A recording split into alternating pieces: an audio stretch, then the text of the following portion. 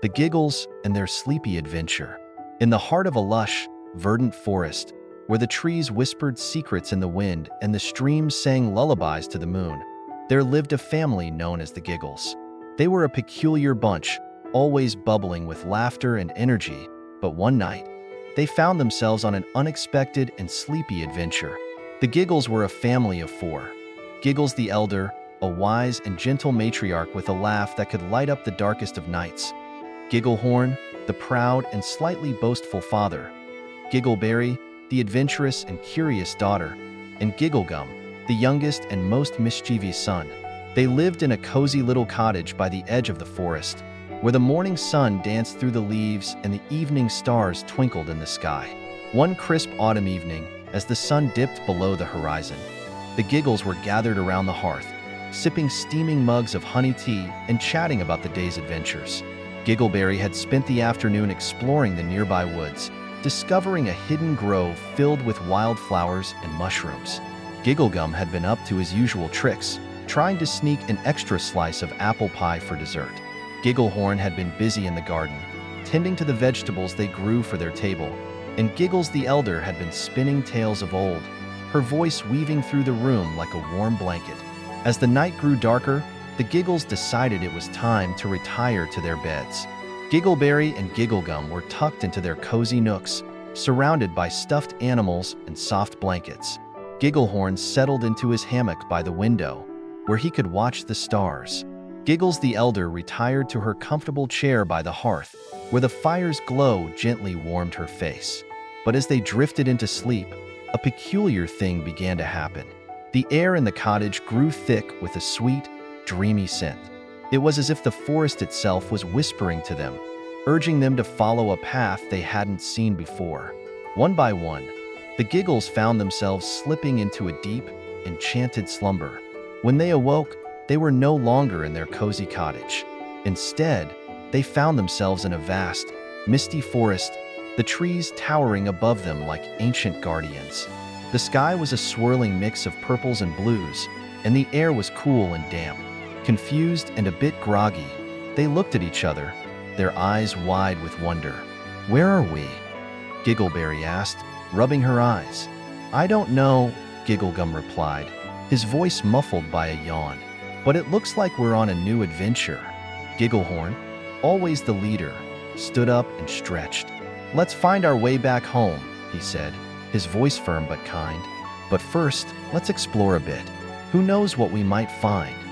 Giggles the elder, wise as she was, nodded in agreement. "We must stay together," she advised.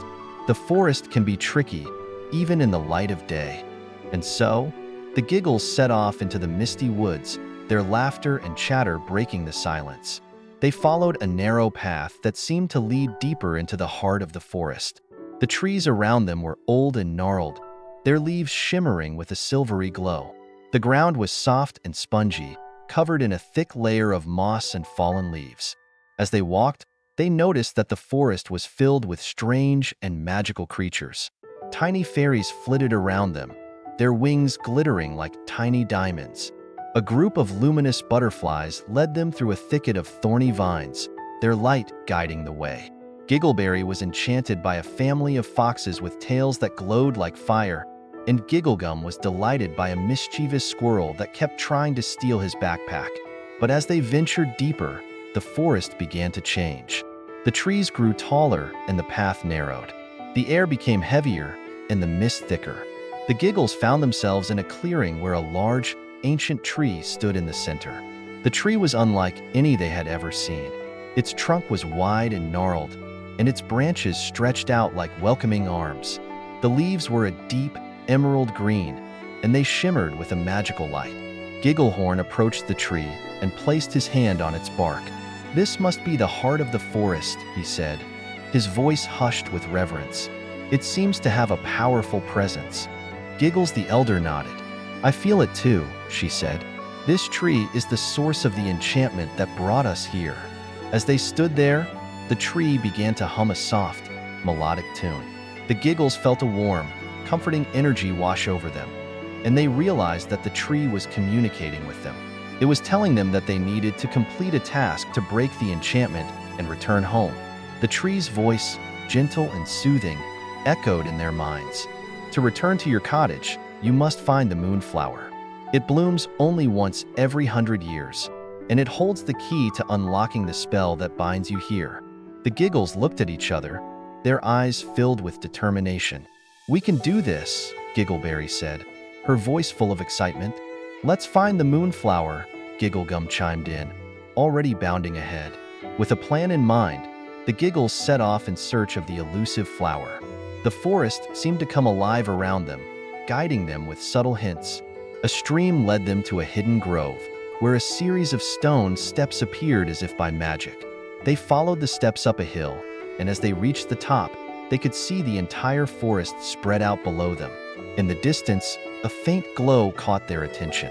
They followed it, their steps growing lighter and their spirits lifting.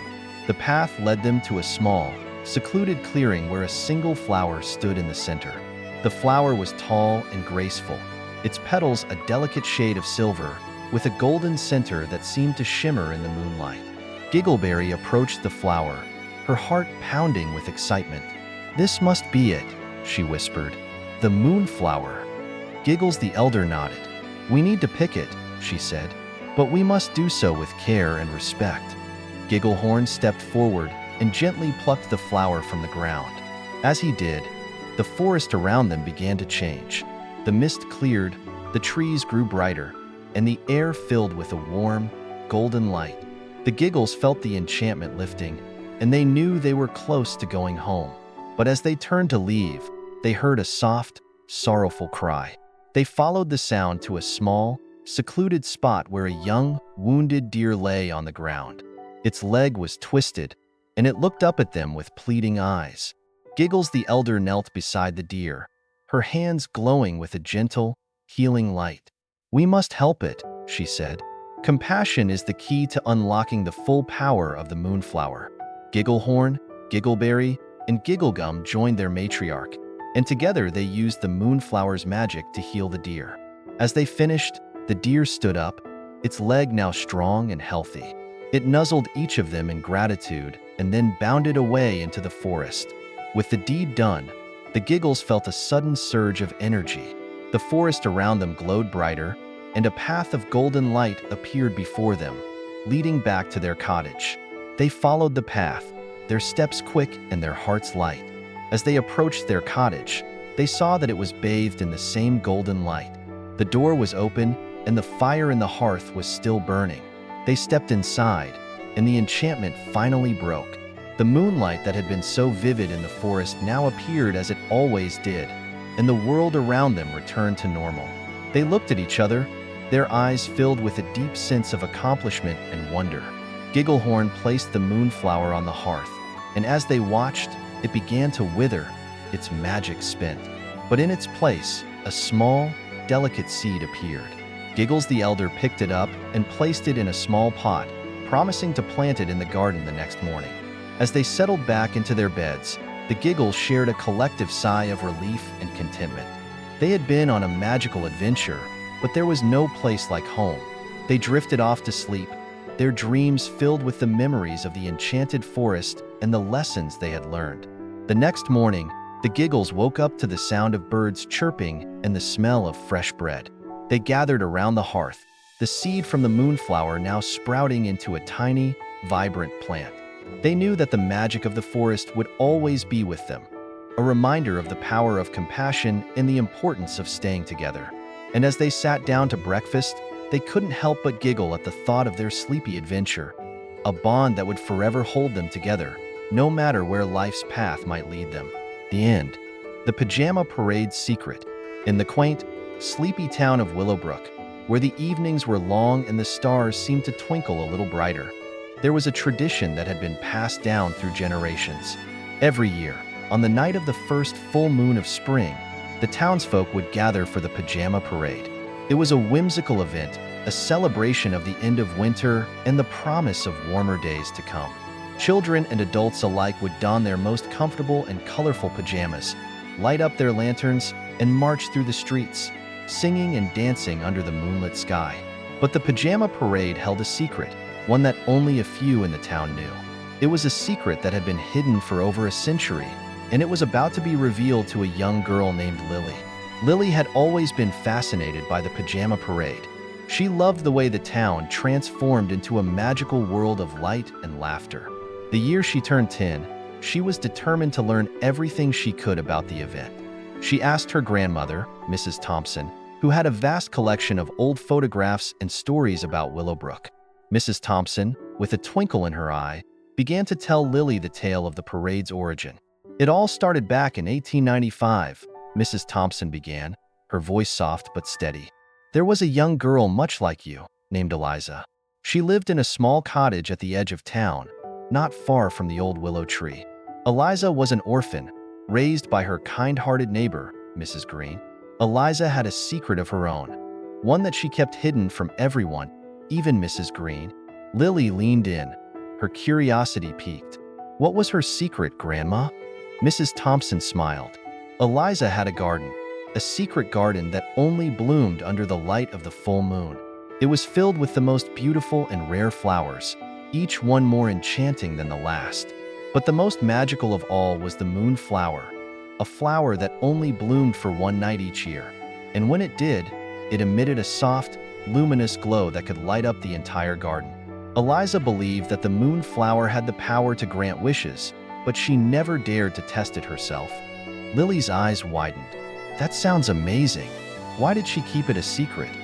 Eliza was a shy girl, and she worried that if others found out about her garden, they might try to take away its magic.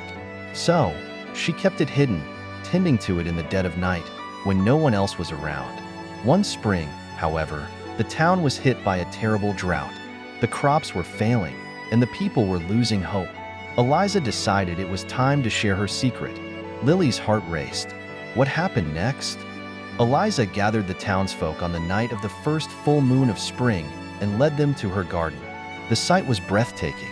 The moonflower was in full bloom, and its light was so bright that it seemed to fill the air with hope. Eliza told everyone about the garden and the flower's power. She asked each person to make a wish and plant a seed in the garden, a symbol of their hope for a better future. The townspeople were amazed and grateful. They followed Eliza's words, and as the night wore on, the garden became a tapestry of wishes and dreams. When the parade ended, Eliza planted a seed of her own, a special one that she believed would ensure the garden's magic would never fade. The next morning, Mrs. Thompson continued, the town was blessed with a gentle rain. The drought ended, and the crops began to grow. The people of Willowbrook were overjoyed, and they decided to honor Eliza's garden every year by holding the pajama parade on the night of the first full moon of spring. They believed that by marching through the streets in their pajamas, they could carry the magic of the garden with them, spreading hope and joy throughout the town. Lily was captivated. So, the pajama parade is really to honor Eliza's garden? Yes, my dear, and there's more. Eliza's garden is still there, hidden in the same spot.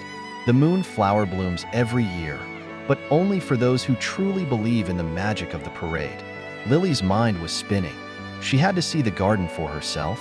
She promised her grandmother that she would keep the secret, and with a heart full of wonder, she set out to find the hidden garden. As the night of the pajama parade approached, Lily prepared herself. She chose her favorite pajamas, a pink and purple set with a sprinkle of glitter, and she made a small lantern from a glass jar and a candle. On the night of the full moon, she joined the parade, feeling a sense of purpose and excitement that she had never felt before. The parade was just as magical as Lily had always imagined. The streets were filled with people, all wearing their most comfortable and colorful pajamas. The air was thick with the scent of blooming flowers, and the sound of laughter and singing echoed through the night. As they marched, Lily felt a strange energy, a sense that something extraordinary was about to happen. When the parade reached the edge of town, where the old willow tree stood tall and proud, Lily noticed that the path ahead was different. It was a pathway she had never seen before, leading into a dense thicket of trees. The townspeople slowed down, and a hush fell over the crowd. Lily's heart beat faster as she realized they were heading toward Eliza's secret garden. They followed the path, the lanterns illuminating their way. As they emerged from the trees, Lily's breath caught in her throat. Before her lay a garden unlike any she had ever seen. It was a sea of colors, with flowers of every hue and fragrance. In the center of the garden, a single flower towered above the rest, its petals glowing with a soft, ethereal light. The moonflower. The townspeople gathered around the flower, and Lily could see the awe and wonder on their faces. Mrs. Thompson, who had been leading the parade, stepped forward and spoke. "Every year, we come here to honor Eliza's garden and the magic it brings. This is the heart of Willowbrook, a place where hope and dreams come to life. Tonight, we will each make a wish and plant a seed, just as Eliza did so long ago." Lily felt a lump in her throat. She had always known the pajama parade was special, but she never imagined it was this special. She closed her eyes and made her wish, a wish for her grandmother's health, for the happiness of her family, and for the continued magic of the garden. As the night wore on, the garden was filled with the soft glow of lanterns and the gentle rustling of leaves. Lily planted her seed, feeling a deep connection to the land and the people around her.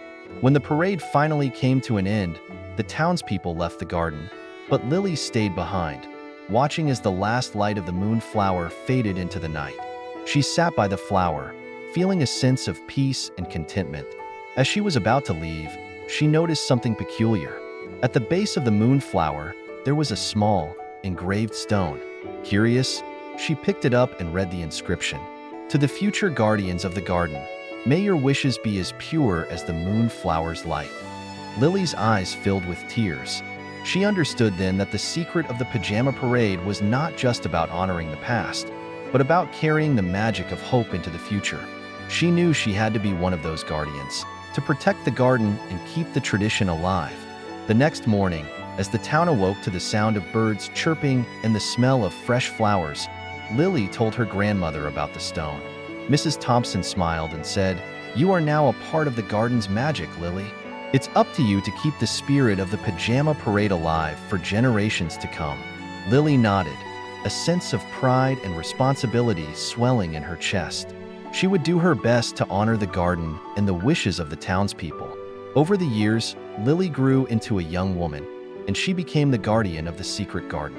She tended to it with love and care, just as Eliza had done. Every spring, she led the pajama parade, and every year, the garden bloomed with the hope of the town. The pajama parade became more than just a celebration. It became a symbol of the town's unity and resilience. Lily's story spread, and people from neighboring towns began to join in the parade, bringing their own wishes and dreams to the garden. And so, the secret of the pajama parade lived on, a testament to the power of hope, the magic of community, and the enduring legacy of a young girl named Eliza. Lily's wish for her grandmother's health came true, and the garden continued to thrive, a beacon of light in the heart of Willowbrook. The Teddy Bears Moonlight Party. In the heart of a bustling city, tucked away in a cozy apartment on the third floor, lived a little girl named Lily. Lily was a creative and imaginative child, and her favorite pastime was playing with her beloved collection of teddy bears. Each bear had a unique personality and name, and together they formed a magical world inside her room.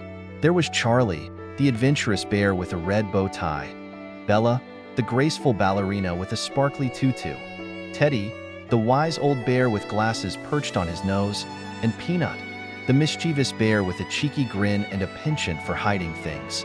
Lily's room was a sanctuary of dreams and stories, where the walls were adorned with drawings and the floor was carpeted with soft blankets and toys. Every night, before she went to bed, Lily would arrange her teddy bears in a circle and tell them tales of far-off lands and fantastical creatures. The bears were always attentive, their eyes shimmering with the light of the moon that streamed through the window. One particularly clear and starry night, as Lily was about to drift off to sleep, she noticed something peculiar. The moon seemed to be glowing brighter than usual, casting an almost ethereal light on her teddy bears. She rubbed her eyes, thinking it was just a trick of the light. But when she looked again, the glow had not diminished. It was as if the moon was inviting her teddy bears to a special party. Excited by the thought, Lily whispered, "Tonight, we're going to have a moonlight party." She quickly arranged her bears in a circle, placing a small candle in the center. The candle flickered to life on its own, and Lily gasped in wonder. The room was suddenly filled with a warm, golden light that made everything seem magical. "Welcome to the teddy bear's moonlight party," Lily announced, her voice tingling with excitement. "Charlie, you're in charge of the music." She placed a tiny speaker in front of Charlie, and soft, melodious tunes filled the room. Bella, the ballerina, began to twirl gracefully, her tutu shimmering in the moonlight. Teddy, the wise old bear, adjusted his glasses and cleared his throat, ready to share a story. Peanut, the mischief maker, was already bouncing around, looking for something to play with. The party began in earnest. Charlie played a lively jazz tune, and Lily's other toys joined the teddy bears, forming a dance floor. The stuffed animals wiggled and jiggled, while the dolls twirled and spun. Lily herself couldn't resist joining in, dancing barefoot on the soft carpet, her laughter mingling with the music. As the party progressed, Lily noticed that the moonlight seemed to be growing stronger. It was as if the moon itself was watching and enjoying the festivities. She decided to take the party outside to the small balcony that overlooked the city. The teddy bears, along with their toy friends, followed her, their eyes glowing with anticipation. On the balcony, the city skyline was a breathtaking sight, with the moon perched high in the sky, large and luminous. Lily laid out a small quilt, and the bears gathered around, their fur glistening in the moonlight. She brought out a plate of cookies and a jug of grape juice, setting them on a small table. "Tonight, we have a special guest," Lily said, pointing to the moon. "Let's raise a glass to the moon for hosting this wonderful party." The bears raised their tiny paws, and Lily poured a little juice into a small cup for each of them. They all sipped their juice, the sweet taste mingling with the cool night air. Teddy, the wise old bear, began to tell a story. Once upon a time, in a land far, far away, there was a kingdom of stars and moons. The moon, named Luna, was the most beloved of all. She was kind and generous, always watching over the earth and its inhabitants with a gentle eye. One night, Luna decided to throw a grand party for all the toys and stuffed animals of the world. She wanted to thank them for bringing so much joy to children everywhere. Lily listened intently, her eyes wide with wonder. The other bears and toys were equally captivated, their tiny faces lit by the flickering candle and the bright moon. Teddy continued, "Luna sent out invitations across the globe, and soon, the sky was filled with toys flying on the backs of shooting stars. They gathered on a celestial balcony, much like this one, and the party began. There was music, dancing, and laughter, and the moon shone down on them, making everything sparkle and shine." Peanut, unable to sit still, interrupted. "What did they eat and drink, Teddy?" Teddy chuckled. "They feasted on clouds of cotton candy and drank starlight juice. It was the most delicious and magical party ever." Bella, the ballerina, added, "And they danced until the dawn. The moonlight made everything feel so special." Lily clapped her hands. "That's amazing. I wish we could go to a party like that." Just then, the moonlight intensified, and a soft, melodious voice echoed through the air. "You can, Lily. Close your eyes and make a wish." Lily, along with her teddy bears and toys, closed their eyes. Lily wished with all her heart that they could visit the moon and have a party just like the one Teddy described. When she opened her eyes, she was stunned. The balcony had transformed into a celestial wonderland. The floor was made of silver stardust, and the air was filled with the scent of lavender and jasmine. The moon, now closer than ever, glowed with a warm, welcoming light. A shooting star landed gently on the balcony, and a beautiful, ethereal figure stepped off. It was Luna, the moon goddess. She was dressed in a flowing gown that shimmered like moonlight, and her hair was adorned with tiny stars. "Welcome, Lily, and welcome to all your friends," Luna said, her voice as soft and gentle as a summer breeze. "You are all invited to the moon's grand ball." Lily was speechless with joy. She looked at her teddy bears, and they all seemed to nod in agreement. Luna extended her hand, and Lily took it, feeling a warm, tingling sensation. The shooting star transformed into a sparkly sleigh, and the teddy bears and toys hopped on board. Up they soared, high above the city, through the clouds, and into the vast, starry sky. The air was cool and crisp, and the stars twinkled like diamonds. Lily felt a sense of wonder and excitement as they approached the moon. The surface of the moon was a vast, glowing landscape, with silver paths leading to a grand, celestial ballroom. The ballroom was unlike anything Lily had ever seen. The walls were made of shimmering silver and gold, and the floor was a mosaic of starlight. The ceiling was studded with tiny, twinkling stars, and a huge, glowing moon hung in the center, casting a warm, golden light on everything. Lily and her teddy bears were greeted by a host of other toys and stuffed animals, all dressed in their finest. There were teddy bears, dolls, action figures, and even a few plush unicorns. They all welcomed Lily and her friends, and the party began. Charlie, the adventurous bear, led the way to the dance floor, where a live orchestra played beautiful, otherworldly music. Bella, the graceful ballerina, took center stage, her tutu spinning in perfect rhythm with the music. The teddy bears and toys danced and laughed, their happiness echoing through the vast, starry night. Teddy, the wise old bear, found a quiet corner and began to read from a book of ancient tales, his voice soothing and wise.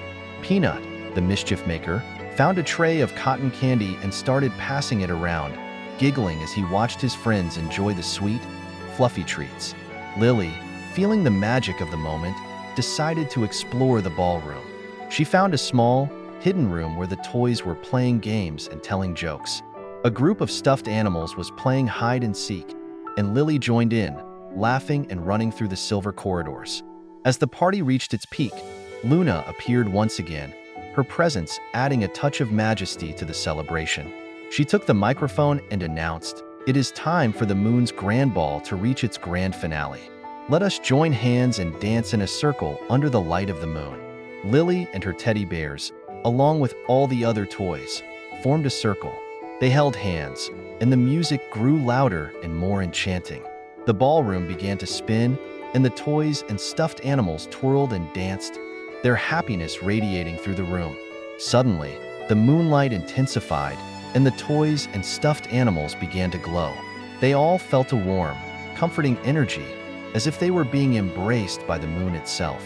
Lily felt a deep sense of peace and joy, a feeling she had never experienced before. After what felt like hours of dancing and celebrating, the party began to wind down. Luna stepped forward and said, "Thank you, Lily, and all your friends, for joining me tonight. The moon will always be a place of magic and wonder, and I hope you remember this night forever." The shooting star sled appeared once again, and Lily and her teddy bears boarded it. They soared back through the starry sky, the city lights growing closer and closer. As they landed on the balcony, everything returned to normal. Lily looked at her teddy bears, and they all seemed to be smiling, their eyes still shimmering with the magic of the night. Lily hugged each of her bears tightly, grateful for the incredible adventure. "Thank you, Luna, for the most magical night of my life," she whispered to the moon. The moon glowed a little brighter, as if in response. Lily went back to her room, feeling the warmth of the night still lingering. She lay down on her bed. Her teddy bears gathered around her and drifted off to sleep, dreams of the moon's grand ball filling her mind. From that night on, every time Lily looked at the moon, she felt a special connection. She knew that the moon was always watching over her and her teddy bears, ready to bring magic into their lives whenever they needed it. And whenever the moon was especially bright, Lily would gather her teddy bears for a moonlight party, remembering the night when they danced on the moon and shared in the joy of the celestial world. The teddy bears' moonlight party had become a cherished tradition, a reminder of the magic that could be found in the simplest of moments and the wonder that the moon could bring into their lives. The Sock Monster's quiet night. In the cozy, dimly lit town of Whiskerwood, where the houses were as cozy as a warm blanket and the streets were lined with towering oak trees, there was a peculiar legend that had been whispered for generations. Every year, on the night of the first full moon after the autumn equinox, the Sock Monsters emerged from the depths of the local laundry facility, the Sunshine Laundry, to reclaim their stolen socks. These creatures, small and fluffy, with long, expressive ears and eyes that glowed like moonstones, were known for their mischievous antics and their uncanny ability to vanish without a trace. The people of Whiskerwood took this legend seriously, if only because the disappearance of socks was a common occurrence. Every household had a drawer dedicated to the missing socks, a collection of mismatched pairs that had somehow found their way into the void. But on this particular night, the town was unusually quiet. The leaves rustled gently in the breeze, and the only sound was the distant chirping of crickets. It seemed as if the sock monsters were taking a break from their usual antics.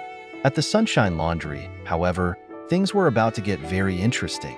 Inside the old, ivy-covered building, a group of sock monsters was huddled together in the muffled glow of the dryer lights.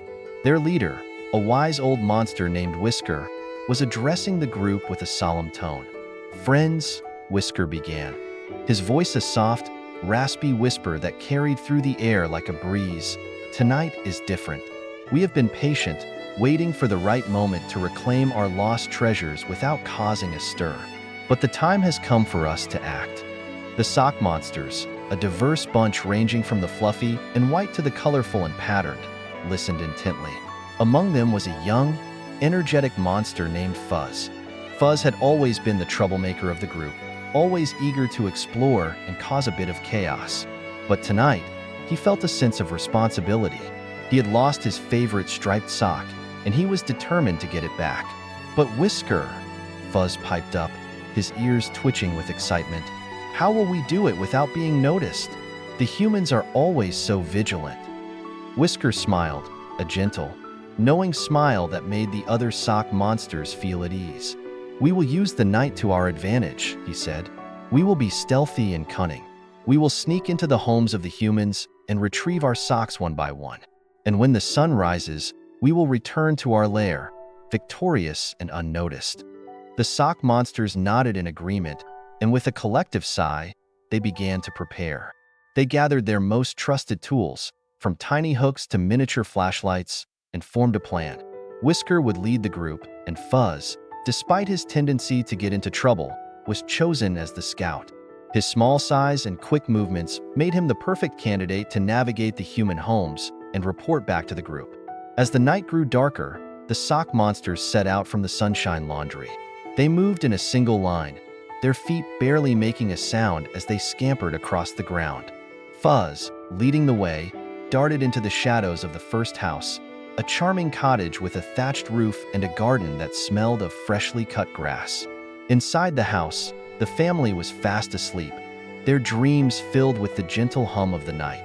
Fuzz crept up the stairs, his heart racing with excitement and a hint of nervousness. He peered into the first room, where he saw a neatly folded pile of laundry on a chair. Among the clothes, he spotted a single, striped sock. It was his.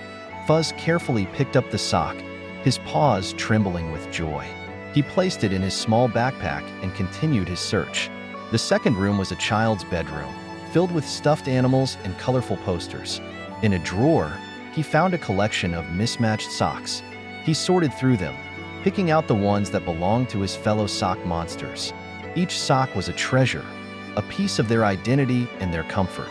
As Fuzz made his way back down the stairs, he noticed a small gap under the door of the laundry room. It was just wide enough for him to squeeze through. He ducked under the door and found himself in a room filled with washing machines and dryers. The machines hummed softly, a lullaby to the sock monsters who had lived in the laundry for so long. Whisker and the others were waiting for him, their eyes aglow with anticipation. Fuzz handed over the socks he had collected, and Whisker nodded in approval. "Well done, Fuzz," he said. "Now, let's move on to the next house." The sock monsters continued their journey, house by house, retrieving their lost treasures. They moved with such stealth and precision that not a single human stirred in their sleep. In one home, they found a sock that had been repurposed as a dusting cloth. In another, a sock had been turned into a cozy cover for a small plant. Each discovery was a small victory, a testament to the sock monsters' determination. As they approached the last house on their list, a large, modern home with a sleek design and a well-manicured lawn, Fuzz felt a sense of unease. This house was different. It was too quiet, too still. He signaled the others to be cautious and crept inside, his senses on high alert. To his surprise, the house was empty. The family had gone on a trip, and the only inhabitants were a few houseplants and a goldfish in a bowl. Fuzz and the others moved through the house, retrieving the few socks they found. But as they were about to leave, Fuzz noticed something unusual. In the corner of the living room, there was a small, intricate machine that he had never seen before. It was a sock sorting machine, designed to separate mismatched pairs and reunite them with their owners. Fuzz's curiosity got the better of him, and he approached the machine. He flicked a small switch, and the machine hummed to life. Lights blinked, and the machine began to sort through the socks, pairing them perfectly. Fuzz watched in amazement as the machine worked, and he realized something profound. The humans didn't steal their socks, they just misplaced them. And this machine was designed to help them find their way back. Moved by this discovery, Fuzz turned to Whisker and the others. "We don't need to take the socks," he said, his voice filled with emotion. "This machine can help us and the humans. Maybe it's time we find a way to live in harmony, to help each other instead of taking what's not ours." Whisker listened intently, his eyes reflecting the wisdom of his years. "Fuzz is right," he said. "It's time for a new way. Let's return the socks we've gathered and leave a note for the humans. We can show them that we mean no harm and that we can be helpful allies." The sock monsters agreed, and they began to return the socks to their rightful owners. They left small notes in each home, written in tiny, delicate handwriting. The notes read, "Dear humans, we are the sock monsters, and we have been living in the Sunshine Laundry for many years. We have taken your socks, but we realize now that this was wrong. We have returned your lost items and hope that we can find a way to coexist. If you ever need help, just leave us a note, and we will do our best to assist you. Sincerely, the sock monsters." As the sock monsters made their way back to the laundry, the sky began to lighten, signaling the dawn of a new day. They returned to their lair, tired but content. The first full moon after the autumn equinox had been a turning point for them, a moment of reflection and change. The next morning, the people of Whiskerwood woke up to find their lost socks returned, along with the mysterious notes. At first, they were baffled, but as the news spread, a sense of wonder and curiosity filled the town. The legend of the sock monsters had always been a source of fear and amusement, but now it was a source of connection and understanding. That day, a group of curious children visited the Sunshine Laundry, armed with a note and a basket of snacks. They wanted to meet the sock monsters and see if the notes were real. Whisker, along with Fuzz and the others, emerged from their lair, their eyes wide with surprise. The children and the sock monsters sat down together, sharing stories and snacks. The sock monsters explained their world, and the children shared their own. They talked about the challenges of living in a human world and the importance of finding common ground. By the end of the day, a new friendship had been forged. From that night on, the sock monsters no longer needed to steal socks. They had a new role in the town, helping the humans with small tasks and even using the sock sorting machine to reunite lost pairs. The legend of the sock monsters became a story of cooperation and kindness, a reminder that even the smallest creatures can make a big difference. And so, the sock monsters' quiet night was the beginning of a new era in Whiskerwood, an era where humans and monsters could live in harmony, each helping the other in their own unique way. The town became a place of warmth and understanding, and the sock monsters found a new home among the people they had once feared. As the years passed, the legend of the sock monsters continued to be told, but now it was a story of friendship and hope. And on the night of the first full moon after the autumn equinox, the sock monsters no longer emerged to reclaim their lost treasures. Instead, they held a small, festive gathering, celebrating their new life and the bonds they had formed with the people of Whiskerwood. And in the hearts of the town's residents, the sock monsters remained, a gentle reminder that sometimes the most unexpected friendships can bring the greatest joy. When rainbows go to bed. In the quaint village of Waterford, nestled between rolling hills and shimmering lakes, rainbows were not just fleeting spectacles that appeared after a storm. They were living beings, vibrant and magical, who had their own lives, routines, and even a bedtime. The villagers, a close-knit community of dreamers and storytellers, had long ago learned to live in harmony with these enchanting entities, and every child in Waterford knew the story of When Rainbows Go to Bed. The first rainbow. The story began with the first rainbow, known to all as Aurora. She was the eldest and the most radiant, with colors so vivid that they seemed to dance and sing. Aurora had been born from the tears of the sky and the laughter of the earth, and her mission was to bring joy and hope to the world. She appeared whenever the sky shed its tears, transforming the sadness of the rain into the beauty of her colors. Aurora was accompanied by her 6 younger siblings: red, orange, yellow, green, blue, and purple. Each of them had their own unique personality and role in the world of Waterford.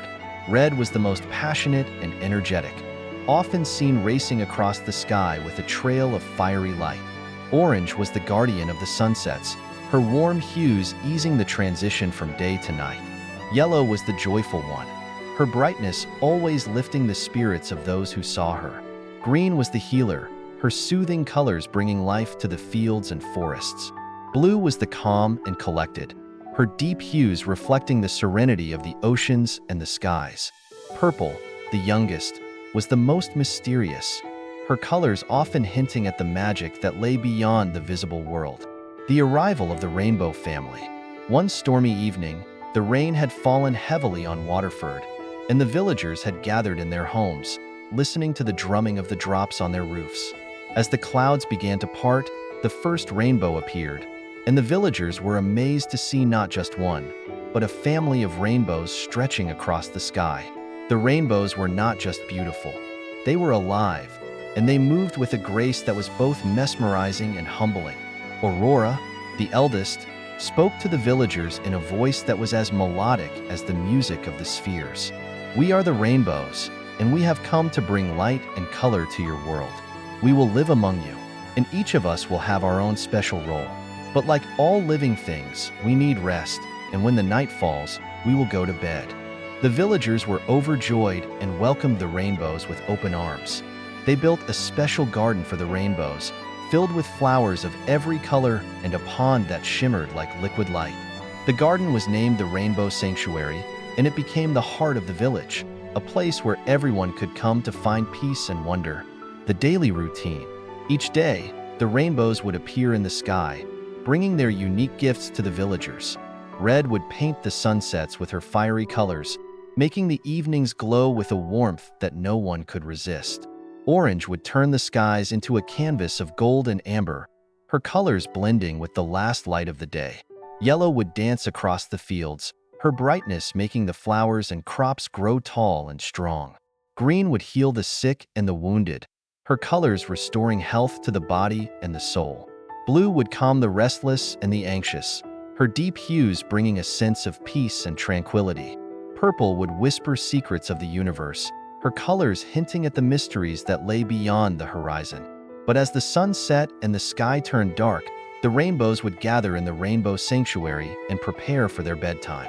The villagers would watch in awe as the rainbows gently touched down, their colors blending together in a symphony of light.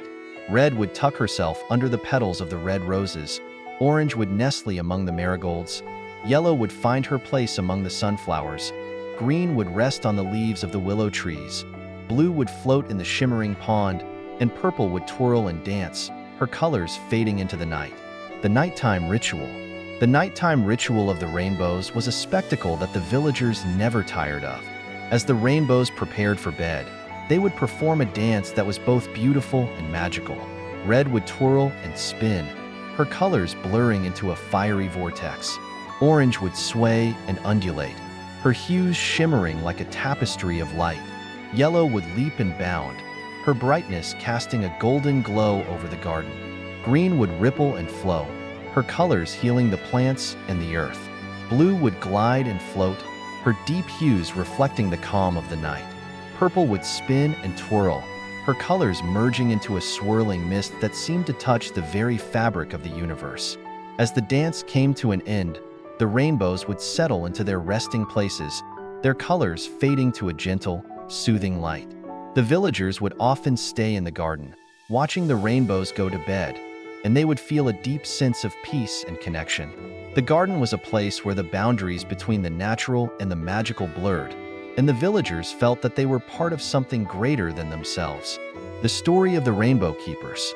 In the heart of the rainbow sanctuary lived the Rainbow Keepers, a group of young children chosen by the rainbows themselves to be their guardians and caretakers. The keepers were special, each one possessing a unique gift that allowed them to communicate with the rainbows and understand their needs.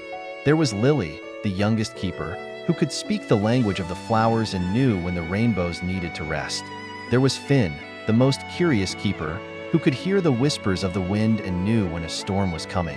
There was Maya, the most empathetic keeper, who could feel the emotions of the rainbows and comfort them when they were sad. And there was Leo, the most adventurous keeper, who could follow the rainbows to the edges of the world and bring back stories of their journeys. The keepers had a special bond with the rainbows, and they were the ones who would wake them up in the morning with a gentle song. Each morning, the keepers would gather in the garden, their voices blending into a melody that was both sweet and powerful. As they sang, the rainbows would stir, their colors slowly brightening as they prepared to face another day. The dark night. One dark night, a storm unlike any other rolled into Waterford. The sky was heavy with clouds, and the rain fell in torrents, drowning the village in darkness.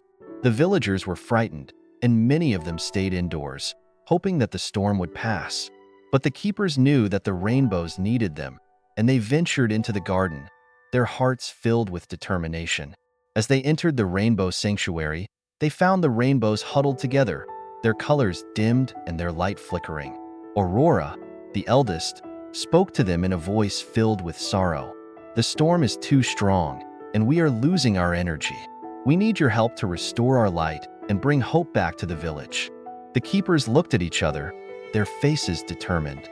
Lily began to sing, her voice pure and clear, and the flowers in the garden began to glow with a gentle light. Finn listened to the wind and found a hidden path through the storm, leading the keepers to a place of safety. Maya felt the rainbow's emotions and comforted them, her touch bringing a sense of calm and peace. Leo, the most adventurous, found a way to harness the power of the storm, using it to rekindle the rainbow's light. As the keepers worked together, the rainbows began to regain their strength.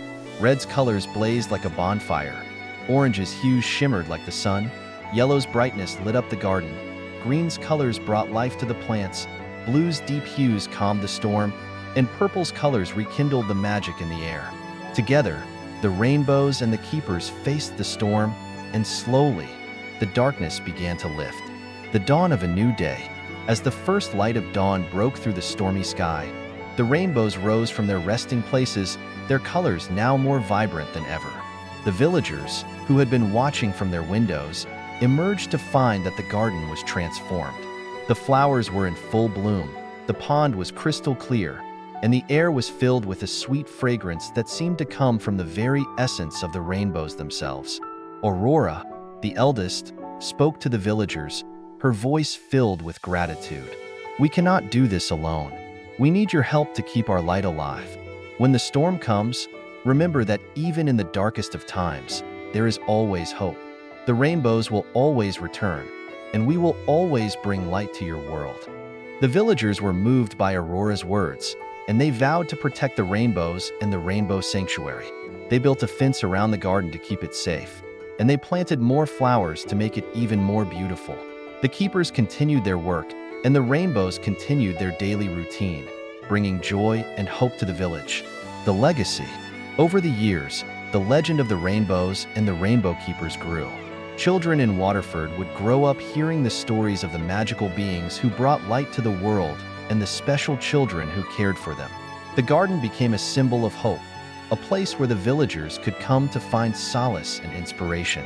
As the years passed, the keepers grew older and new children took their place, each one chosen by the rainbows for their unique gifts. The cycle of life continued, and the rainbows remained a constant presence in the village, their colors a reminder of the beauty and magic that lay just beyond the reach of the ordinary world. And so, the story of When Rainbows Go to Bed became a part of the village's heritage, a tale that was passed down from generation to generation. It was a story of hope, of the power of community, and of the magic that can be found in the simplest of things. In Waterford, the rainbows were not just beautiful spectacles. They were living, breathing entities that brought light to the world, and the villagers were their keepers, guardians of a legacy that would never fade. The final dance. One evening, as the rainbows prepared for bed, the keepers gathered in the garden, their hearts filled with a sense of peace. Aurora, the eldest, spoke to them one last time. "Thank you for your care and your love. The world is a better place because of you. When we go to bed tonight, we will rest knowing that the light will continue to shine through you." As the rainbows began their final dance, the keepers joined in, their voices blending with the colors and the light.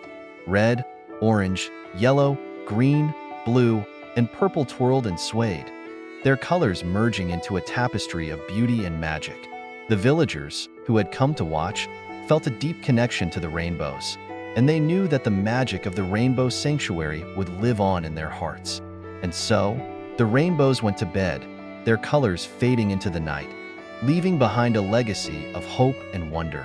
The garden remained, a place of beauty and magic, a reminder that even in the darkest of times, there is always a rainbow waiting to bring light to the world. In Waterford, the rainbows were not just symbols of hope.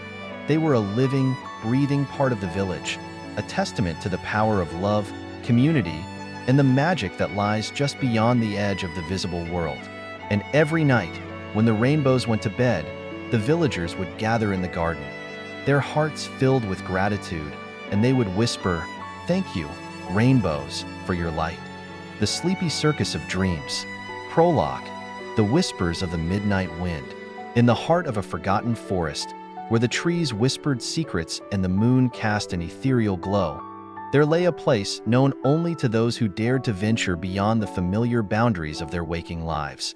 This place was the realm of dreams, a labyrinthine world where the impossible became possible and the mundane transformed into the magical. Within this realm, a legend spoke of a mysterious circus that appeared only in the deepest, most serene moments of the night. It was called the Sleepy Circus of Dreams, and those who found it were forever changed. Chapter 1. The Arrival. Ella had always been a dreamer. As a young girl, she would lie in her bed, eyes wide open, waiting for the darkness to whisper its secrets. One night, as the moon reached its zenith, Ella's room filled with a warm, golden light. She felt a gentle tug, as if the very air around her was inviting her to follow. With a deep breath, she closed her eyes and let the pull guide her. When she opened her eyes again, she found herself standing in a vast clearing, surrounded by towering trees and a canopy of stars. In the center of the clearing, a grand circus tent stood, its canvas shimmering with an iridescent glow. The tent was unlike any she had ever seen. It seemed to pulse with life, as if it were breathing in the cool night air. A soft, melodic tune drifted from within, drawing her closer.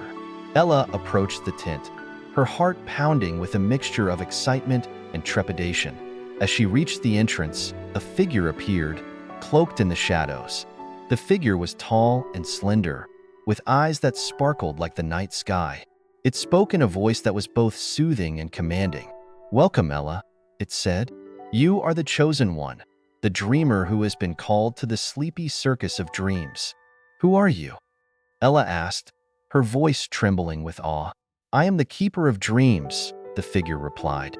"And this is a place where your deepest desires and fears will come to life. Enter, if you dare, and discover the wonders that lie within." Ella hesitated for a moment, but the lure of the unknown was too strong. She stepped into the tent, and the world around her transformed. Chapter 2. The First Act. Inside the tent, Ella found herself in a vast, open space filled with the soft glow of lanterns.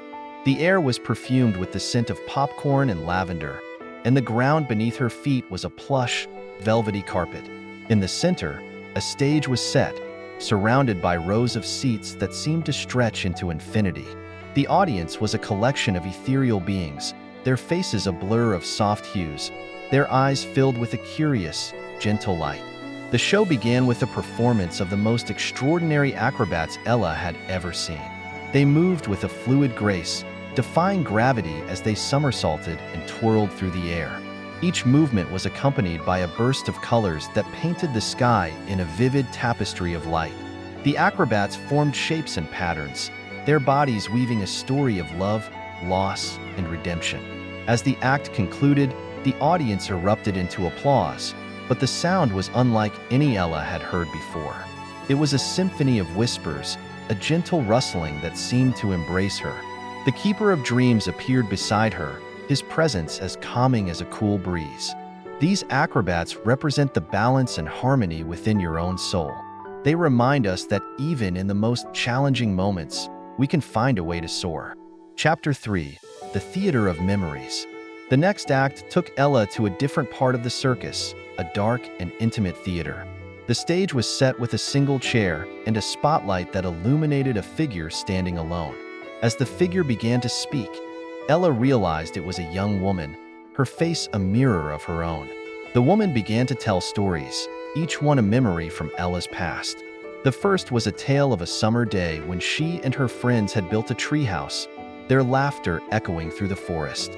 The second was a story of a winter night when she had lost her favorite teddy bear and cried herself to sleep. Each memory was brought to life on the stage, the actors and settings so real that Ella could almost reach out and touch them. As the memories unfolded, the woman's voice grew softer and the stage grew darker. The final memory was of a cold, rainy evening when Ella's mother had passed away. The stage was now a small hospital room, and the woman sat beside a bed, her eyes filled with tears. Ella felt a deep, aching sorrow, but as she watched, the woman's tears turned to smiles, and the room filled with the light of 1,000 stars. The memory of her mother's love and the strength she had imparted to Ella shone through, transforming the darkness into a beacon of hope. The Keeper of Dreams appeared once more. The theater of memories helps us to understand our past and embrace it. Each memory, whether joyful or painful, is a part of who you are. It is through these memories that we find the courage to move forward. Chapter 4: The Hall of Wonders. The next performance led Ella to a room filled with the most bizarre and beautiful creatures she had ever imagined. A troupe of clowns rode flying unicycles, their antics both hilarious and mesmerizing. A tightrope walker balanced on a rope that spanned the entire room, her steps so sure that Ella could hardly believe she was watching a dream.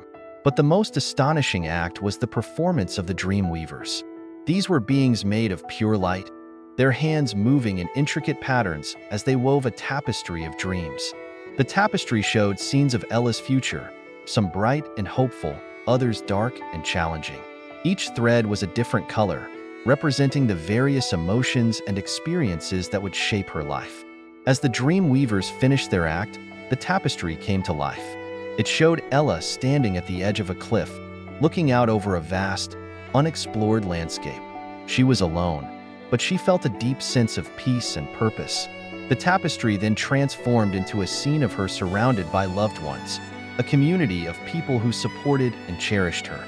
The Keeper of Dreams appeared, his eyes filled with a gentle wisdom. The Hall of Wonders shows us the possibilities that lie ahead. It teaches us that our dreams are not just fantasies, but blueprints for our future. Each thread in the tapestry is a choice you will make, and each choice will lead you to new paths and experiences. Chapter 5: The Maze of Shadows.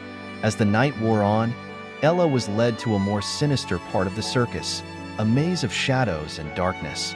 The walls were lined with mirrors that distorted her reflection, showing her in different forms, some monstrous, others beautiful. The air was thick with the scent of fear, and the ground beneath her feet seemed to shift and change, making it difficult to walk. Ella heard whispers all around her, voices that spoke of her deepest fears and insecurities. "You'll never be good enough," one voice hissed. "You'll always be alone," another whispered. The words cut deep, and Ella felt her confidence waver. But as she moved deeper into the maze, she began to notice something strange. Each time she heard a whisper, she could choose to listen or to ignore it. When she chose to ignore it, the voice grew weaker, and the shadows around her began to lift. Finally, Ella reached the center of the maze, where a single mirror stood. Her reflection in this mirror was different from the others. Instead of a distorted image, she saw herself as she truly was, strong, brave, and full of potential. The mirror spoke to her, its voice clear and kind. "You are more than your fears," it said. You are the sum of your strengths and your weaknesses, your triumphs and your failures. Embrace all of yourself, and you will find the courage to face any challenge. Ella stepped back from the mirror, feeling a newfound confidence. The keeper of dreams appeared beside her, his presence a balm to her soul. The maze of shadows teaches us to confront our fears and to see them for what they are, illusions. When we face our fears, they lose their power over us. And when we see ourselves clearly, we find the strength to overcome any obstacle. Chapter 6: The Garden of Dreams. The final act of the sleepy circus of dreams took Ella to a tranquil garden. The air was filled with the sweet scent of blooming flowers, and the ground was a soft, plush grass that felt like silk beneath her feet. In the center of the garden, a fountain of light bubbled and sparkled, its water shimmering with the colors of the rainbow. Ella approached the fountain, and as she did, she saw that the water was not just water, but a reflection of her inner self. She saw her hopes, her dreams, and her deepest desires. The water seemed to flow with the rhythm of her heart, and she felt a sense of peace and clarity. Suddenly, a figure appeared in the water, a beautiful woman with wings of iridescent feathers. The woman smiled at Ella, her eyes full of warmth and love. "I am the spirit of dreams," she said. "I am here to guide you on your journey and to help you understand the power of your own dreams. Your dreams are the keys to your soul, the map to your heart. They show you the path to your true self and the potential that lies within." The spirit of dreams reached out a hand, and Ella felt a surge of energy flow through her. She could see her future more clearly now, the path ahead illuminated with the light of her own dreams. "Thank you," Ella whispered, her voice trembling with gratitude. The spirit of dreams smiled. "Remember, Ella, your dreams are not just for the night. They are a part of you, always. Use them to guide you, to inspire you, and to bring light to the darkness." Epilogue: The Awakening. Ella felt a gentle pull, and as she closed her eyes, she found herself back in her own bed. The golden light that had brought her to the sleepy circus of dreams faded, and the room was once again filled with the familiar darkness of night. But something was different. Ella felt a sense of purpose and clarity she had never experienced before. The lessons of the sleepy circus of dreams stayed with her, a reminder of the balance, the memories, the wonders, and the shadows that made up her life. As she drifted back to sleep, Ella knew that the sleepy circus of dreams would always be a part of her, a place she could return to whenever she needed guidance or inspiration. And in the darkness of the night, she could hear the soft, melodic tune of the circus, a gentle reminder that her dreams were always with her, guiding her on her journey. The sleepy circus of dreams had found its dreamer, and Ella knew that she would always be its chosen one. The Lullaby Library. In the quaint village of Eldoria, nestled between rolling hills and whispering forests, there stood an ancient, ivy-covered building known as the Lullaby Library. Legend had it that the library had been built by a benevolent enchantress named Leora, who, centuries ago, witnessed the tears of a mother unable to soothe her crying child. Moved by the mother's despair, Leora used her magic to create a repository of lullabies from all corners of the world and beyond, a place where any parent could find the perfect melody to lull their child to sleep. The library was a towering structure, its stone walls weathered by time and its windows adorned with intricate carvings of birds and flowers. The door, heavy and oak, was carved with images of stars and moons, and above it, a sign in elegant script read, "The Lullaby Library." As the years passed, the library became a cherished landmark, a sanctuary for weary parents and a source of wonder for the curious. One crisp autumn evening, a young woman named Alara found herself standing before the library's imposing doors. Alara had recently become a mother, and her newborn, little Lyra, was proving to be a restless sleeper. Night after night, Alara had tried her best to soothe Lyra, singing the lullabies her own mother had taught her, but nothing seemed to work. Desperate for help, she had heard tales of the Lullaby Library and decided to seek it out. Taking a deep breath, Alara pushed open the door and stepped inside. The air inside was cool and sweet, filled with the faint scent of cinnamon and lavender. The library was vast, its high ceilings supported by columns adorned with more carvings of celestial bodies. Shelves lined the walls, each one packed with ancient, leather-bound books. The floor was covered in soft, plush carpets that muffled her footsteps. At the center of the library, a gentle light illuminated a large, circular desk. Behind the desk sat an elderly woman with silver hair and kind, wise eyes.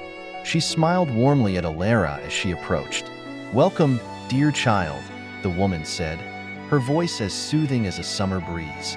"I am Leora, the keeper of the Lullaby Library. What brings you here this evening?"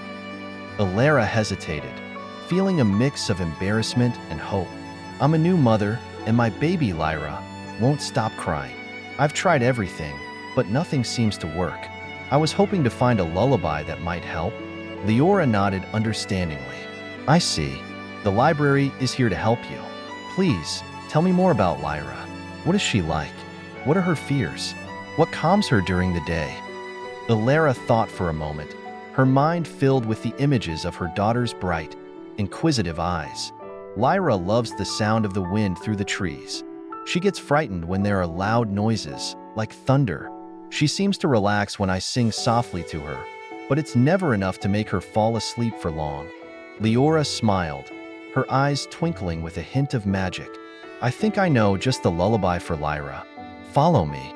She led Alara to a section of the library where the shelves were particularly tall and the books seemed to glow with a faint, ethereal light. Leora pulled a small, blue volume from the shelf and handed it to Alara. "Open this book and find the lullaby titled Whispers of the Wind," Leora instructed. "It is a melody that captures the gentle rustling of leaves and the calming whispers of the breeze. I believe it will soothe your daughter."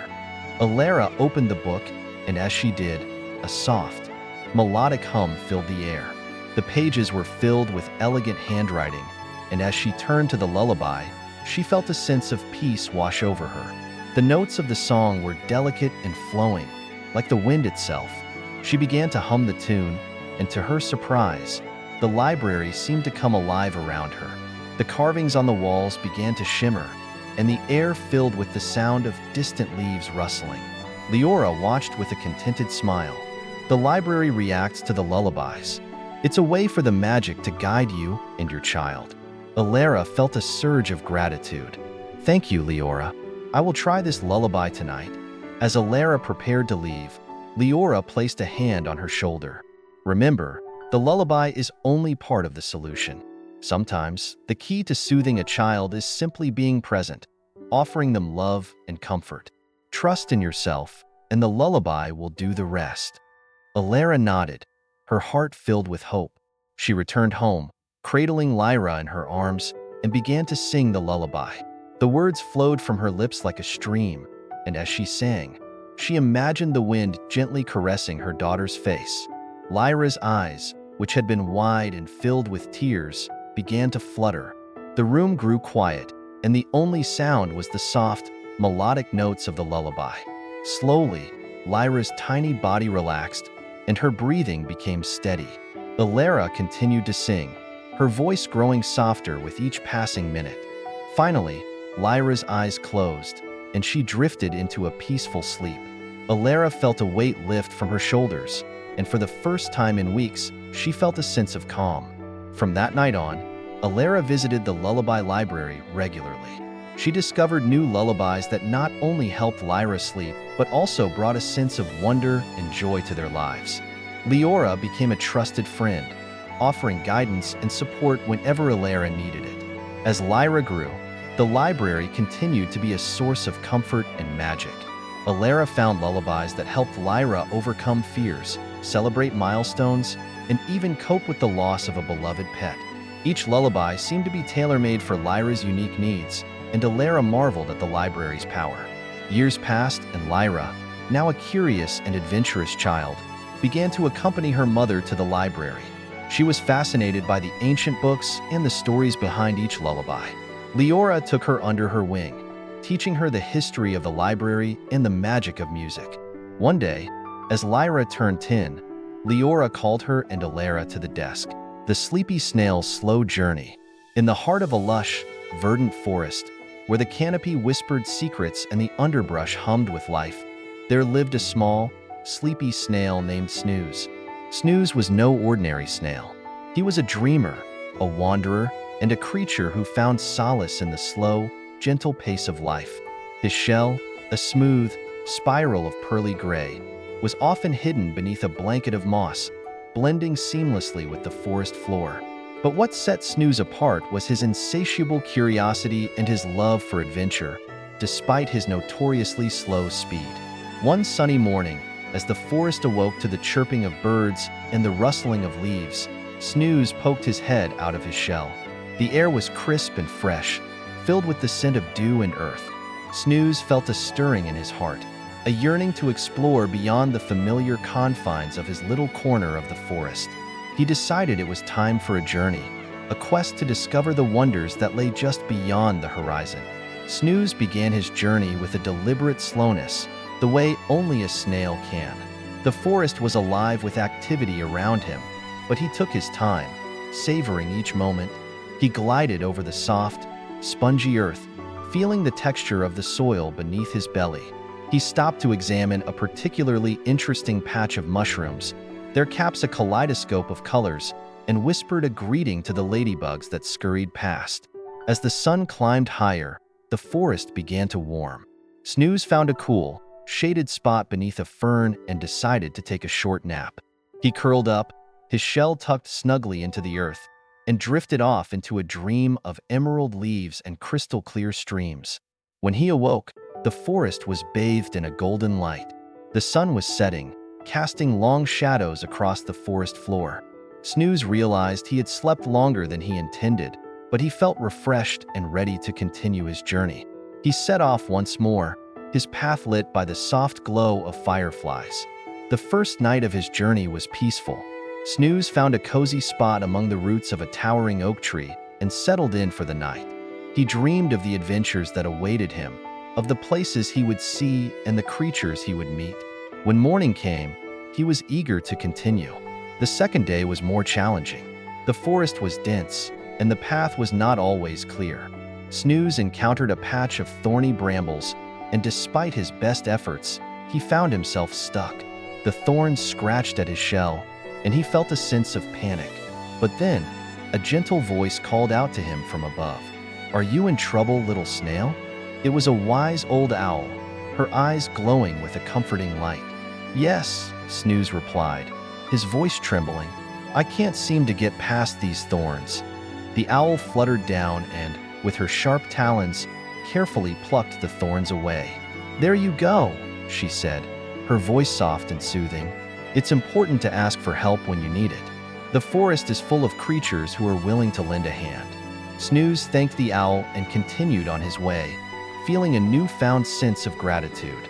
He realized that his journey was not just about reaching his destination, but also about the connections he would make along the way. The days turned into weeks, and Snooze's slow journey became a journey of self-discovery. He met a friendly rabbit who shared his carrots, a mischievous squirrel who taught him how to climb a tree, though Snooze didn't quite get the hang of it, and a gentle deer who showed him the way to a hidden stream. Each encounter left him with a new story to tell, a new lesson to learn. One day, Snooze came upon a clearing where a large, ancient stone stood at the center. It was covered in moss and carvings, symbols that told the history of the forest.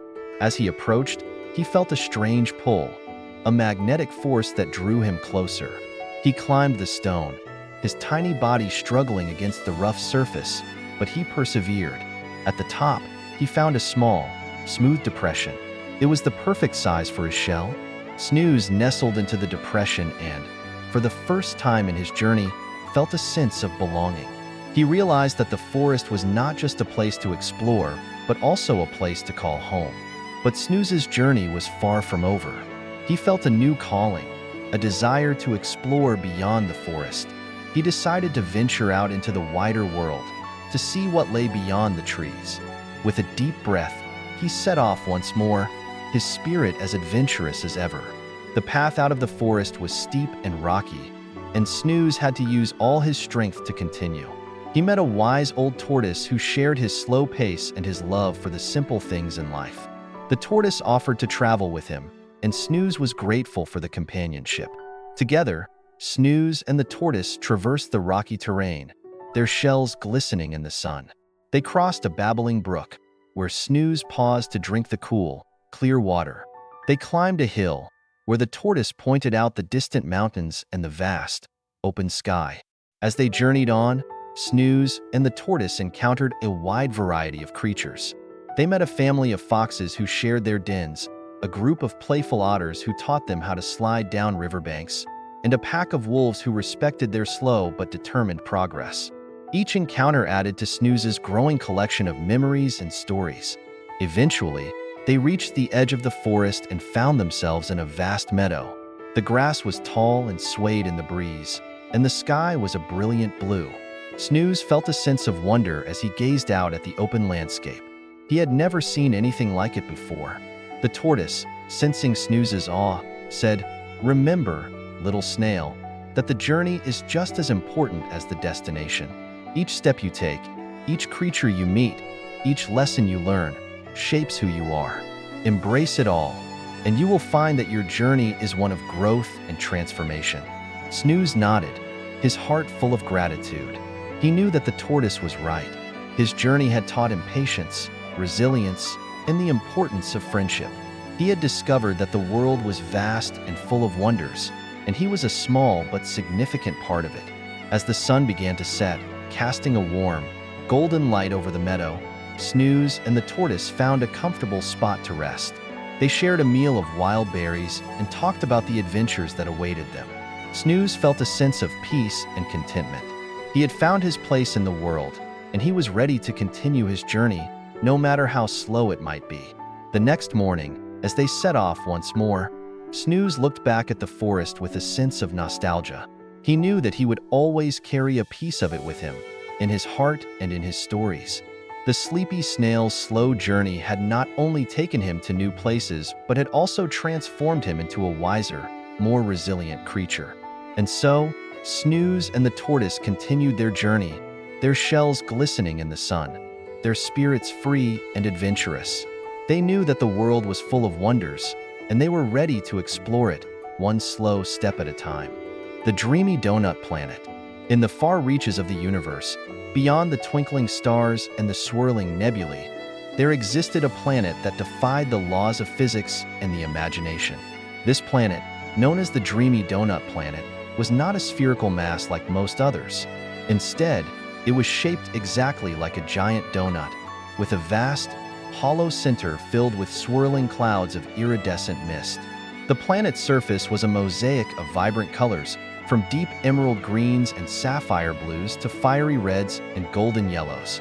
It was a place of wonder, a celestial anomaly that had puzzled scientists and enchanted explorers for centuries. The dreamy donut planet was home to the Zephyrians, a gentle and wise race of beings who lived in harmony with their unique world. The Zephyrians were translucent, almost ethereal, with skin that shimmered like the morning dew. They moved gracefully, their forms shifting and flowing like the mist in the planet's center. Their eyes, large and luminous, glowed with an inner light, reflecting the colors of the world around them. The Zephyrians had no need for technology or tools. They could manipulate the very fabric of their planet with their minds, creating everything they needed from the energy of the cosmos. The center of the dreamy donut planet was a mystical place, known as the Heart. The Heart was a vast, open expanse filled with a luminous, swirling mist that emitted a soft, harmonious hum. This mist was the source of the planet's energy and life, and it was said that anyone who could touch it would be granted the power of 1,000 stars. However, the Heart was guarded by the Elders, ancient Zephyrians who had dedicated their lives to protecting the planet's most sacred element. On the outer edge of the planet, where the land met the sky, there was a region known as the Twilight Spires. The Twilight Spires were a series of towering, crystalline structures that glowed with a gentle, otherworldly light. These spires were the homes of the Zephyrian artisans, who crafted the most beautiful and intricate objects from the planet's energy. The spires were connected by intricate, floating bridges made of pure light, and the air was filled with the delicate sounds of harp-like instruments that the Zephyrians played to create melodies that could heal the soul. One day, a young Zephyrian named Lyra decided to venture into the heart of the planet. Lyra had always been curious and adventurous, and she felt a deep connection to the heart. She believed that touching the mist would not only grant her power, but also deepen her understanding of the planet's mysteries. Her parents, though concerned, could not deny her the right to explore her own destiny. They bid her farewell with a warm embrace and a prayer for her safety. Lyra set out on her journey, moving through the vibrant landscapes of the dreamy donut planet. She crossed the rainbow fields, where flowers of every color bloomed in perfect harmony, their petals shimmering like jewels. She navigated the whispering forest, where the trees rustled with the secrets of the universe, and the air was thick with the scent of starlight. She even visited the Silver Lakes, where the water was as clear as glass and reflected the stars above, creating a mesmerizing display of light and color. As Lyra approached the heart, she felt a profound sense of awe. The mist in the center was more beautiful and more vibrant than anything she had ever seen. It pulsed with a gentle, rhythmic energy, and the hum grew louder, enveloping her in a warm, comforting embrace. Lyra closed her eyes and took a deep breath, allowing the energy of the heart to fill her being. When she opened her eyes, she found herself in a dreamlike world unlike any other. The mist had transformed into a landscape of swirling colors, where the ground was made of stardust and the sky was a tapestry of galaxies. Lyra could feel the energy of the universe coursing through her, and she realized that she had been granted the power she had sought. But this power was not for her to use selfishly. It was a gift to be shared with her people, to help them in times of need. Lyra returned to the Twilight Spires, where her family and friends were waiting anxiously for her. She told them of her journey and the power she had received. The elders, who had been watching over the heart, were pleased with her wisdom and humility. They recognized that Lyra had the potential to become a great leader, one who would guide the Zephyrians with compassion and foresight. Under Lyra's guidance, the Zephyrians began to use the energy of the heart to heal the planet and enhance their way of life. They created gardens that could grow any plant from any world, and they built homes that glowed with the light of distant stars. They even developed a way to communicate with the stars themselves, learning the ancient wisdom of the cosmos and using it to protect their planet from any threats. However, not all was peaceful on the dreamy donut planet. A rogue asteroid was on a collision course with the planet, and the Zephyrians knew that if it struck, it could cause catastrophic damage. Lyra, with the power of the heart, gathered her people and led them in a great ceremony. They joined hands and closed their eyes, channeling their energy into the planet. The ground beneath them began to glow, and the air filled with a brilliant light. As the asteroid drew closer, Lyra opened her eyes and lifted her hands. With a single, powerful thought, she redirected the asteroid's path, sending it safely away from the planet. The Zephyrians erupted in cheers, and Lyra was hailed as a hero. But Lyra knew that her journey was far from over. She continued to explore the mysteries of the heart, learning more about the planet and the universe with each passing day.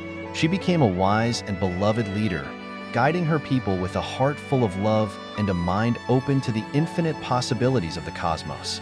The dreamy donut planet thrived under Lyra's leadership, and it became a beacon of hope and wonder for all who visited.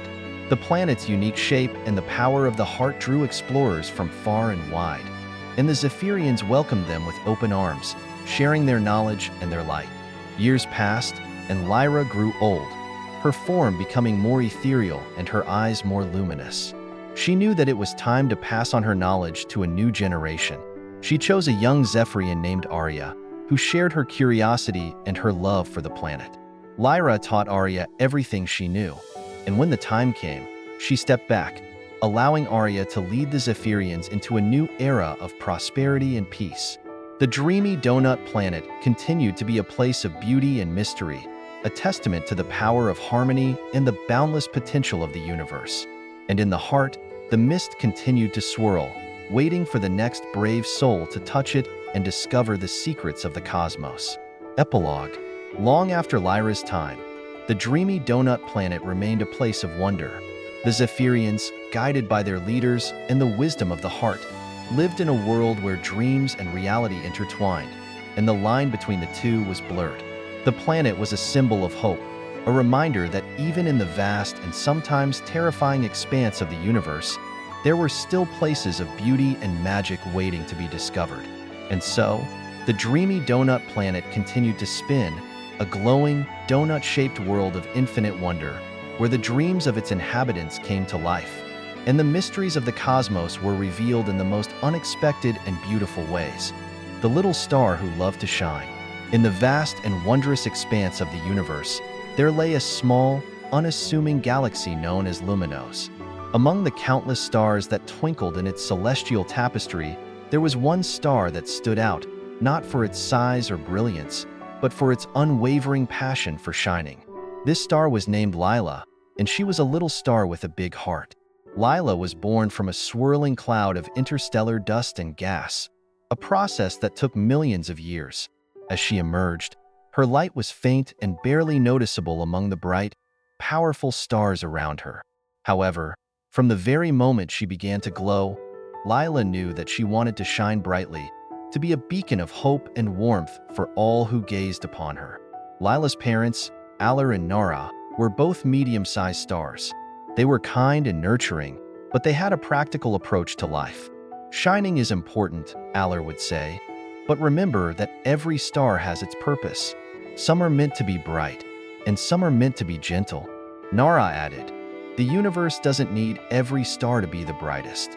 What matters is that you shine in your own way, and that you bring light and joy to those around you. But Lila had other ideas. She admired the grand, luminous stars that lit up the night sky, and she dreamed of being just like them. She would watch them from afar, her heart filled with longing. She would practice shining as hard as she could, but her light remained small and steady. One day, a wise old star named Orion visited Luminos. Orion was known throughout the galaxy for his ancient knowledge and his ability to inspire others. Lila, seizing the opportunity, approached him with her heart full of questions. Orion, she said, her voice trembling with excitement and nervousness. I want to shine brightly like the stars I see. But no matter how hard I try, my light remains so small. What am I doing wrong? Orion looked at her with kind, twinkling eyes. Lila, my dear, the universe is a vast place, and each star has its unique role. Your light may be small, but it is also special. You must find what makes your light unique and embrace it. Lila was confused. But how do I find what makes my light special? Orion smiled. That, my dear, is a journey you must undertake yourself. But I can tell you one thing. Your light is already beautiful, and it has the power to touch the hearts of those who see it. Just be yourself, and you will find your way. With Orion's words echoing in her mind, Lila set out on a journey to discover her own unique light. She traveled through the galaxy, visiting other stars and learning about their stories. She met a large, red supergiant named Sirius, who glowed with a fiery passion that lit up the entire sky. Sirius shared his wisdom with Lila, telling her about the importance of being true to oneself. Every star is unique, Sirius said, and that's what makes the universe so beautiful. Your light may be small, but it is yours, and it is precious. Embrace it and let it grow in its own way. Lila also met a young, blue star named Vega, who was just beginning to find her place in the galaxy. Vega was still shy and unsure, but she was determined to shine. Vega and Lila became fast friends, and Vega's spirit and enthusiasm encouraged Lila to continue her journey. As Lila traveled, she encountered many challenges. She faced the darkness of deep space, where her light seemed to disappear into the void. She encountered rogue asteroids and comets that threatened to extinguish her flame. But through it all, Lila remembered Orion's words and continued to shine, even if it was just a little. One night, as Lila was resting near a cluster of planets, she noticed a small, distant world that seemed to be in despair. The planet was covered in dark clouds, and its inhabitants were living in perpetual gloom. Lila felt a deep sense of empathy and decided to help. She began to shine as brightly as she could, sending her light to the planet. At first, her light was feeble, barely piercing the clouds. But Lila was determined. She focused all her energy and will, and slowly, her light grew stronger. The dark clouds began to part, and the inhabitants of the planet looked up in wonder. The people of the planet were overjoyed. They had never seen such a beautiful, gentle light. It brought them hope and comfort, and they began to rebuild their lives. Lila realized that her light, though small, had a profound impact on those who received it. Word of Lila's kindness spread throughout the galaxy. Other stars and planets began to take notice of her gentle, persistent light. They saw how her light brought hope and joy to those in need, and they were inspired by her determination. Lila's parents, Aller and Nara, were overjoyed to see their daughter's growth and the positive impact she was having. They realized that Lila's light was indeed special, and that her journey had led her to a place of true purpose. One day, Orion returned to Luminos. He saw Lila's light, now stronger and more confident, and he knew that she had found her way. He approached her and said, "Lila, you have learned the most important lesson of all. Your light may be small, but it is filled with love and compassion. You have shown others that even the smallest star can make a difference. You are a true beacon of hope in the galaxy." Lila's heart swelled with pride and happiness. She had found what made her light special, and she had discovered that her true purpose was to bring light and hope to those who needed it most. From that day on, Lila continued to shine, her light growing brighter and more beautiful with each passing day. She became a symbol of hope and inspiration in the galaxy, and her story was told to generations of stars and planets. Lila's journey taught her that the true measure of a star's light is not its size or brilliance, but the love and compassion it brings to the universe. And so, she continued to shine, a little star with a big heart, forever a beacon of hope in the vast, wondrous expanse of the galaxy. And in the end, Lila's light was the most beautiful of all, not because it was the brightest, but because it was filled with the warmth and love of a star who had learned to shine in her own unique way.